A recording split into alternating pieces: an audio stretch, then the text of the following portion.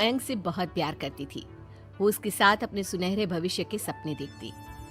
लेकिन जब ये बात उसके माता पिता को पता चलती है, सृष्टि, तुम घर वापस आ जाओ, कोई जरूरी काम है।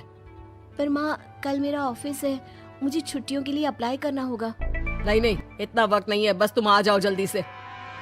सृष्टि घर आती है तो पहले से ही कुछ लोग घर में बैठे होते हैं। वो लोग सृष्टि को देखने आए होते हैं। उसी में एक लड़का भी होता है, साहिल। मुझे सृष्टि पसंद है, मैं शादी के लिए हाँ करता हूँ। लेकिन माँ, आप तो जानती है कि... अरे चुप, कुछ मत बोल। सभी सृष्टि को चुन्नी चढ़ाकर चले जाते हैं। माँ, मैं किसी और से प्यार करती हूँ। मयंक काफी पैसे वाले घर का लड़का है। आपको पता है, हमारे पूरे ऑफिस का मालिक भी वही है। माँ, वो मेरे बिना नहीं रह पाएगा। अरे पता है ना तेरी बब्बी मासी, उनकी बेटी की शादी अमेरिका में हुई। यहाँ हर किसी के घर में कोई ना कोई विदेश में है, तो तू भी बाहर ही जाएगी।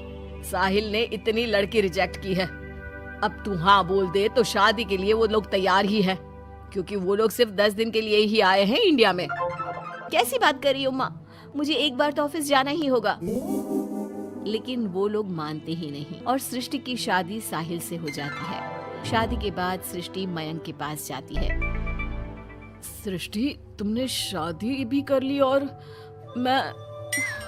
मेरे माता पिता विदेश में मेरी शादी कराना चाहते थे।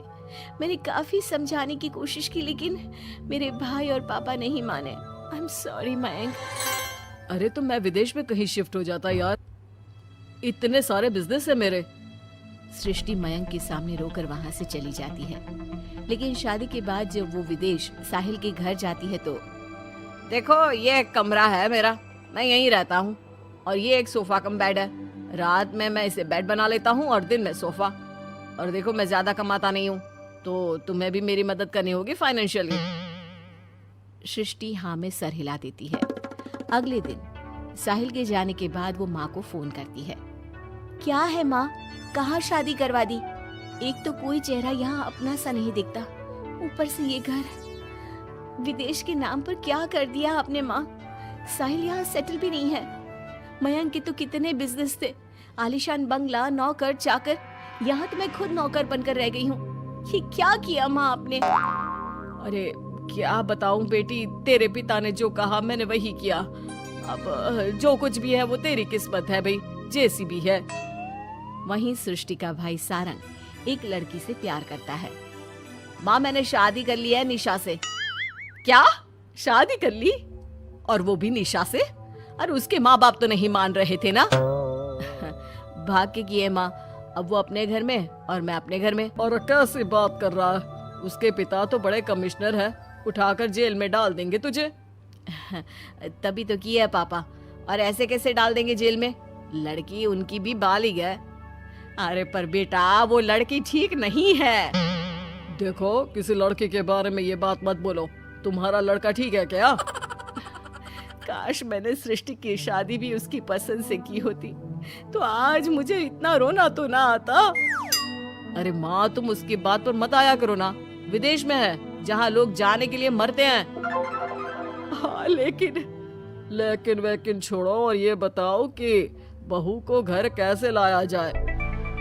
सभी मिलजुल कर फैसला करते हैं कि वो लोग सारंग की बीवी यानी कि अपनी बहू के घर जाएंगे। सारंग, माँ और पिता वहाँ जाते हैं, जहाँ पर... बहन जी, अब तो बच्चों ने शादी कर ली है, तो आप लोगों का भी आशीर्वाद मिल जाता तो... पता चला हम लोगों को भी। देखिए, मुश्किल है कि हम उसे आप लोगों के घर भेजें। हैं? ऐसे कैसे मुश्किल है?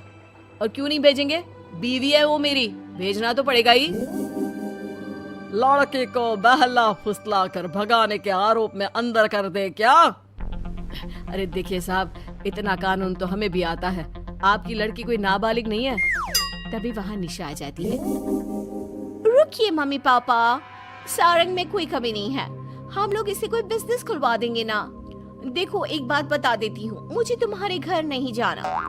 अरे ऐसी कैसी बात कर रही हो? हम लोगों ने शादी की है, पति पत्नी है हम दोनों, और क्यों नहीं जाना? तो फिर शादी क्यों की? शादी इसलिए की क्योंकि तुम मुझे अच्छे लगे, लेकिन इतना बड़ा घर शान और शौकत छोड़कर तुम्हारे साथ आने के लिए मैं रेडी नहीं हूँ। एक तो तुम्हारा घर जिस मोहल्ले में है वो मोहल्ला बहुत खराब है, वहीं से शायद हमारी काम वाली भी आती है ना माँ? हाँ हाँ, इन्हीं लोगों के पीछे वाली गली से आती है कमला। देखो सारंग, पापा हम लोगों को आराम से पॉश कॉलोनी में फ्लैट दिला देंगे, काम भी शुरू करवा देंगे, तो तुम हम लोगों के साथ रहो।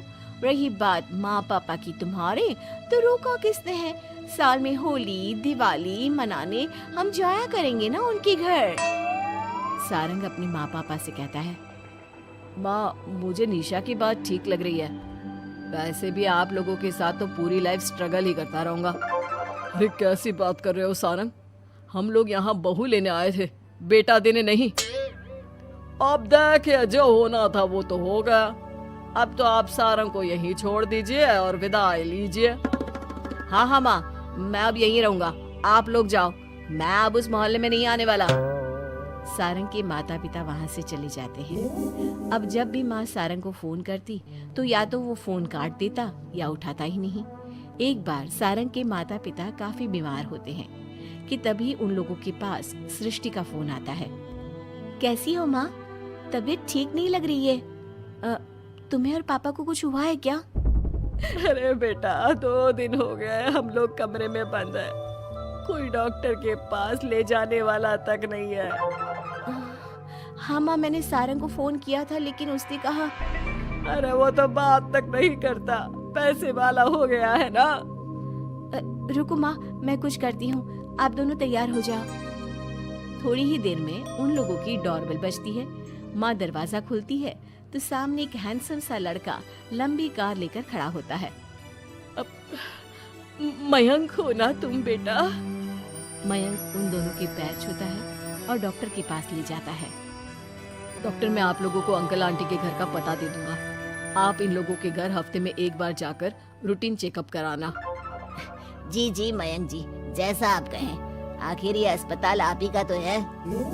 मयंक का रुतबा देखकर माँ बाप को अफसोस होता है कि क्यों उन लोगों ने विदेश के नाम पर बेटी को बाहर भेज दिया, लेकिन बेटी ने भी उनका मान रखा। चाहती तो निशा की तरह भागकर वो भी शादी कर सकती थी। क्या सोच रहे हैं आप लोग? चलिए मैं आप लोगों को घर छोड़ देता हूँ। और हाँ, मैं और सृष्टि आज भी अच्छे दोस्त हैं, तो आप लोगों को कोई भी समस्या हो तो फोन कर दीजिएगा।